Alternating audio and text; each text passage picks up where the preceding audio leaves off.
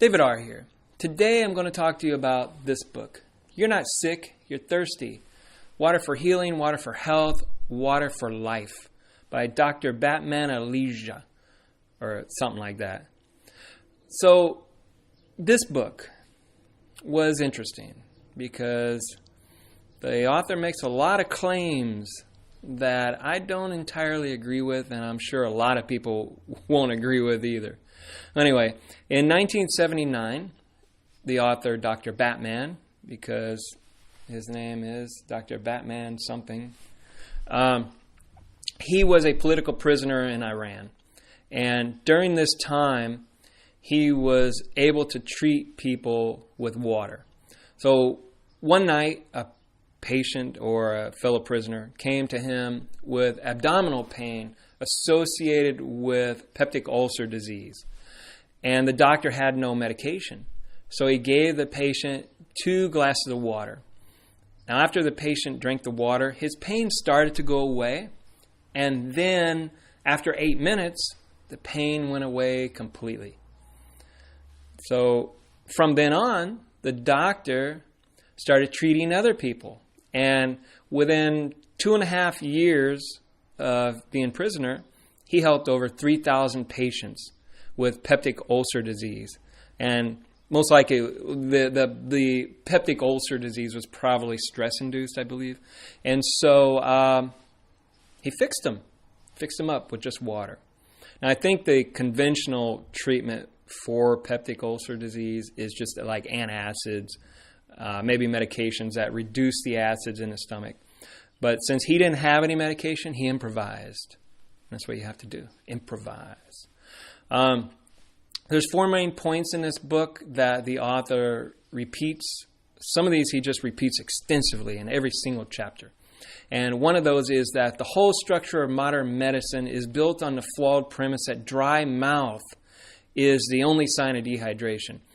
I don't agree with that, though, because one time I was talking to my doctor about headaches, and he mentioned that maybe you need a glass of water if you have a headache because you might be dehydrated. Now, he didn't just go with the premise that, oh, you have a dry mouth, you're dehydrated. No, he said, you have a headache, so you're probably dehydrated. That makes sense because it works for me. I know if I have a headache, I automatically drink water. And sometimes it works, sometimes it doesn't, but it depends on what my problem is. He says, the author here says that water has 2 primary properties, life-sustaining and life-giving. Makes sense, I agree. He says that as we grow older, we lose our sense of thirst. And I agree with this, actually, because I know a 70-something-year-old who fainted, and everybody thought maybe he had a heart attack and he was dying. But once he was taken to the hospital, they found that he was severely dehydrated and didn't even know it. It was unintentional dehydration, like the author refers to. And he got his fluids up, and he was better. So it makes sense, obviously. The author says that the thought that any fluid can replace the water needs of the body just isn't so. Like drinks like coffee, tea, or other caffeinated beverages, beer. It takes more water out of the body than you had taken in. So that would cause dehydration. He says if you're drinking, let's say you're drinking sodas, you want to drink the same amount of water with that soda. I agree. But I was thinking though, imagine you're on a deserted island and you have plenty of food, but you have no water. And one night, a cargo container, a giant cargo container, those ones that they use, the ships have on them, they use to carry cargo. So one of those just floated to shore, and all it has in it is beer. So I'm assuming no liquid or beer. I would go with the beer. And I think that it would keep a person hydrated. even though it's probably not good for your liver, it's not good for a lot of things. But if you had only beer to drink and you had no water whatsoever, no other fluids, well, I think the beer would keep a person alive. It would be a lifesaver. Well, anyway, on pages 32 to 35, the author lists 46 reasons why your body needs water. And I'm only going to list 5 of those. He says that water generates electrical and magnetic energy inside of each and every cell. So water provides the power of life. The second point is water is used in the breakdown of food into smaller particles so that you can assimilate it and metabolize it.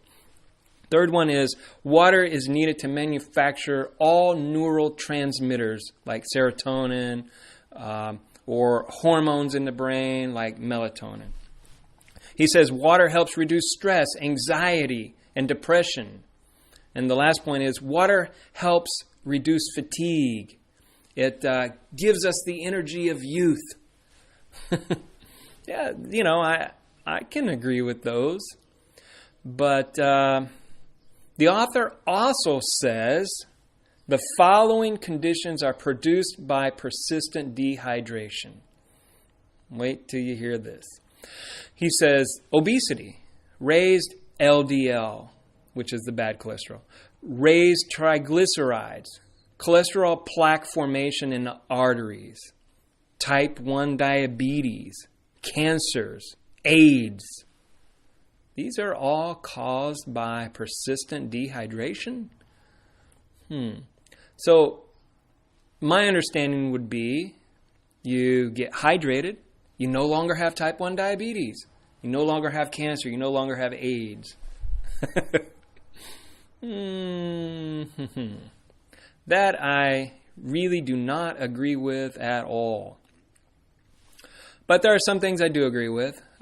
He says that when you increase your fluid intake, you want to increase your salt intake. You don't want to overdo it, but you want to increase, and have a little more salt in your diet. Now, there are conflicting studies on salt.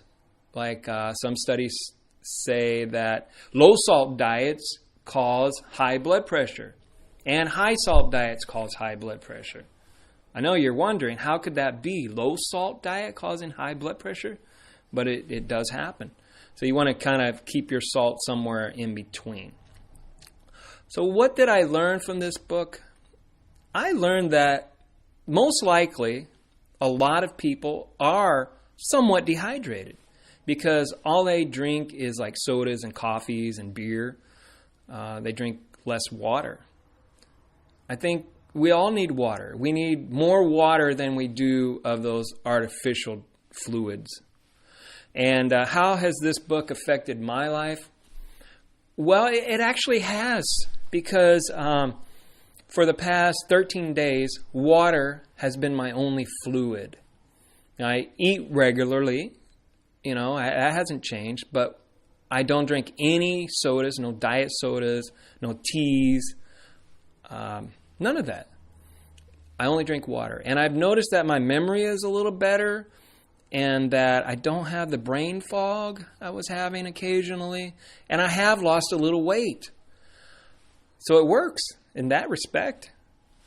The author also has videos out. There are documentaries. One of them in particular is Your Body's Many Cries for Water. And that one was done in the 80s, I believe. And, he's done interviews. I don't think he's around now. I think he died. But those videos are kind of older. You might want to check them out. Well, anyway, that's all I got. Talk to you later. Bye.